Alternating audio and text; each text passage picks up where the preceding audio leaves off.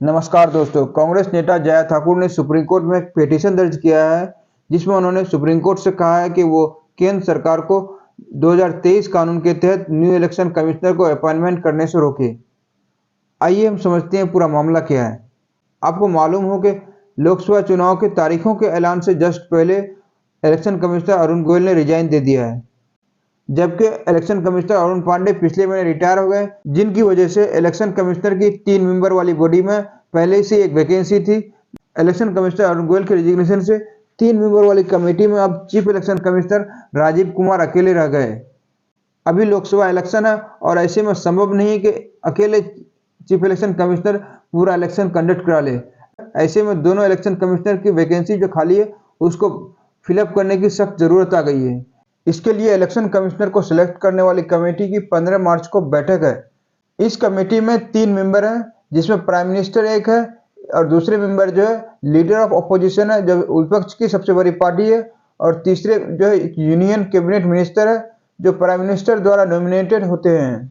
कांग्रेस नेता जय ठाकुर ने सुप्रीम कोर्ट में अपने पिटीशन में कहा है कि ऐसी कमेटी जिसमें सरकार द्वारा इलेक्शन कमिश्नर को अपॉइंटमेंट किया जा रहा है और इलेक्शन से जस्ट पहले, तो हम ऐसे इलेक्शन कमिश्नर से कैसे एक्सपेक्ट कर सकते हैं कि वो फ्री एंड फेयर इलेक्शन कराए।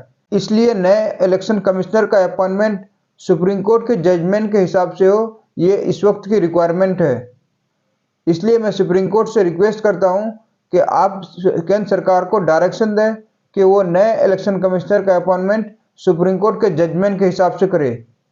आपको मालूम है कि इलेक्शन कमिश्नर को अपॉइंटमेंट करने वाली एक पिटीशन को सुनवाई करते हुए सुप्रीम कोर्ट ने पिछले साल 2 मार्च को अपने फैसले में कहा था कि एक कमेटी बनाई गई थी, जिसमें उस कमेटी में प्राइम मिनिस्टर मेंबर थे, इसके अलावा लीडर ऑफ अपोजिशन थे और चीफ जस्टिस ऑफ इंडिया थे। 3 मेंबर मिलकर इलेक्शन कमिश्नर और चीफ इलेक्शन कमिश्नर का अपॉइंटमेंट करते।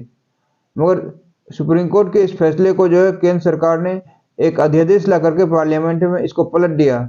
इसमें चीफ जस्टिस को हटा करके चीफ जस्टिस के जगह पे जो है यूनियन मिनिस्टर को ऐड कर दिया, जिसके बाद केंद्र सरकार के इस कानून के खिलाफ कांग्रेस नेता जय ठाकुर ने 12 जनवरी को सुप्रीम कोर्ट का दरवाजा खटखटाया था और सुप्रीम कोर्ट से कानून को रोकने के लिए कहा था। सुप्रीम कोर्ट ने कहा कि हम एक तरफा सुन के इस कानून को बंद नहीं कर सकते हैं, इसलिए सुप्रीम कोर्ट ने इस केस के रिगार्डिंग सेंट्रल गवर्नमेंट को नोटिस भेजा और इसका भी सुनवाई भी होने वाली है। हालांकि सुप्रीम कोर्ट ने इस पिटीशन को दर्ज कर लिया है, अब देखते हैं कि इस केस पर सुनवाई कब होती है।